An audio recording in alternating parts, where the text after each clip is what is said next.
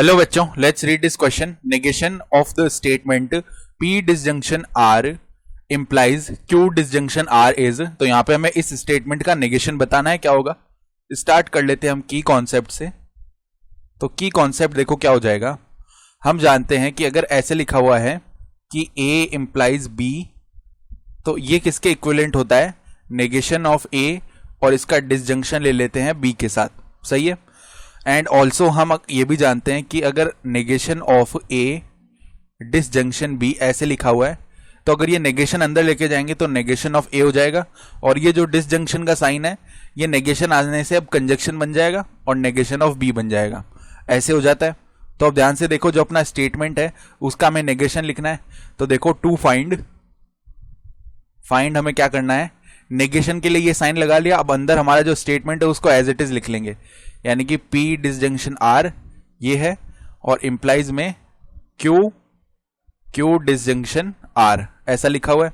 तो अब देखो, पहले तो हम क्या करते हैं, नेगेशन तो ऐसे ही रहने दो और ये इंप्लाइज का साइन हम हटाएंगे इस वाले से. ठीक है.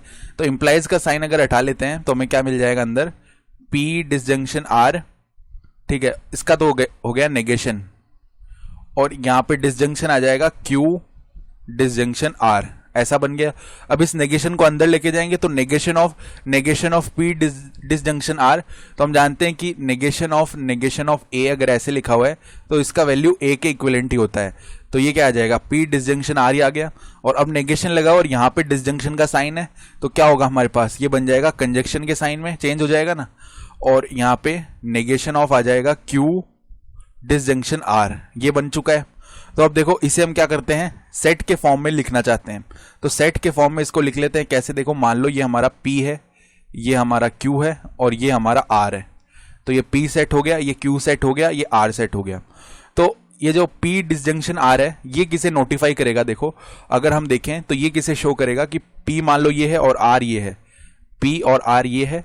तो अगर हम इस डायग्राम में बताना चाहें तो P डिसजंक्शन R किस रीजन को बताएगा, जो P और R या तो P में है या R में है या हमारे पास दोनों में आ रहा है. ठीक है. तो इस वाले पूरे इस एरिया को बताएगा ये. ठीक बात है. और ये जो एरिया है जो कि हमें बता रहा है कि यहां पे देखो, ये नेगेशन जो है ये बाहर आएगा, अंदर नहीं आएगा. ठीक है. तो negation of Q disjunction R, तो Q डिसजंक्शन R तो देखो यहां पे ये वाला एरिया हो जाएगा. ठीक है. कौन सा एरिया, मान लो अगर ये Q है और ये R है तो Q डिसजंक्शन R ये वाला एरिया हो गया. अब इसका नेगेशन मतलब ये एरिया छोड़ दो और बाकी का पूरा एरिया लिख दो. तो अगर बाकी का पूरा एरिया देखेंगे तो केवल ये P वाला एरिया आ जाएगा.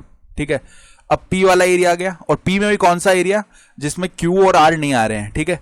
Q और R नहीं आ रहे हैं, ये वाला एरिया आया.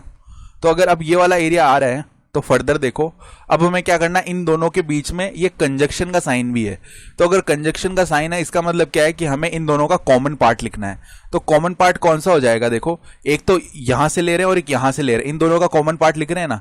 तो इन दोनों का कॉमन पार्ट केवल यही पार्ट हो जाएगा जो हमने लिखा है, negation of Q disjunction R, यही तो हो जाएगा कॉमन पार्ट. तो ये अगर कॉमन पार्ट है तो इसे हम फर्दर देखो कैसे लिख सकते हैं. अगर इसे हम लिखना चाहें तो ऐसे भी तो लिख सकते हैं कि P disjunction negation of Q, sorry ये डिसजंक्शन नहीं है, कंजक्शन है. P conjunction negation of Q और conjunction of negation of R. ठीक है. तो अब देखो एक बार के लिए हम लिख के देखते हैं इसको. अगर हम नेगेशन ऑफ Q बनाना चाहते हैं, ये मान लो PQR है, PQR. तो नेगेशन ऑफ Q मतलब ये वाला कंप्लीट एरिया, Q को छोड़ के पूरा का पूरा एरिया. ठीक है. Q नहीं आना चाहिए थोड़ा सा भी. ठीक है. फिर उसके बाद नेगेशन ऑफ R अगर देखें तो ये मान लो P है, ये Q है और ये R है, PQR. तो नेगेशन ऑफ R का मतलब R को छोड़ दो और बाकी का कंप्लीट एरिया, R बिल्कुल भी नहीं आना चाहिए. ठीक है. तो R हमने छोड़ दिया है, बाकी का पूरा एरिया ये वाला आ चुका है. और उसके बाद हम क्या कर रहे हैं, P अगर लिख रहे हैं तो ये मान लो PQR है तो केवल P ले लो. तो अब हमें इन तीनों का कॉमन पार्ट लिखना है. तो अब ध्यान से देखें, इन तीनों का कॉमन पार्ट कौन सा आ जाएगा, केवल देखो इन तीनों में अगर कॉमन देखना चाहें तो कौन सा पार्ट कॉमन आ रहा है, केवल जो ओनली P वाला पार्ट है ना, ओनली P. ठीक है, जिसके अंदर ना तो क्यू आ रहा है ना आर आ रहा है, यानी ये वाला जो एरिया है ना यही इन तीनों में भी कॉमन आएगा। कैसे देखो, यहां भी एक ओनली पी वाला एरिया आ रहा है, यहां भी ओनली पी वाला एरिया आ रहा है और यहां भी ओनली पी वाला एरिया आ रहा है। ठीक है, लेकिन ये वाला पार्ट जो है, ये वाला पार्ट ये यहां तो आ रहा है, यहां भी आ रहा है, लेकिन यहां पे नहीं आ रहा, तो ये तीनों में कॉमन नहीं होगा। ठीक है, तो इस तरीके से ये बनेगा। तो हम क्या बोल सकते हैं कि ये जो स्टेटमेंट है ना ये इसी के इक्विवेलेंट है जो हमें क्वेश्चन में दिया हुआ था, नेगेशन ऑफ जो जिस स्टेटमेंट का हमें निकालना था। ठीक है, और बाकी के जितने भी ऑप्शन ना, देखो डी ऑप्शन में क्या बोल रहे हैं कि P conjunction Q conjunction R, तो ये तो किसे बताएगा, तीनों का कॉमन पार्ट। तो तीनों का कॉमन पार्ट देखो कौन सा हो जाएगा, अगर ये पी ये क्यू ये आर है तो तीनों में कॉमन पार्ट तो केवल यही आ रहा है। ठीक है, तो ये तीनों का कॉमन है तो ये वाला एरिया बताएगा, हमें तो चाहिए ओनली पी वाला। ठीक है, तो डी तो नहीं हो सकता, फिर सी तो हो ही जाएगा।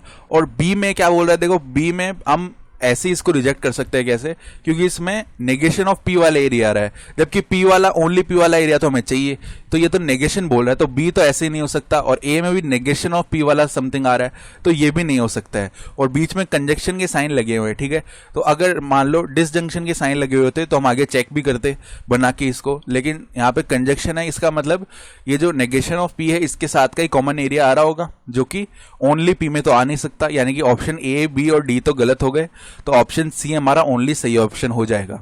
I hope you understood this explanation. Best of luck.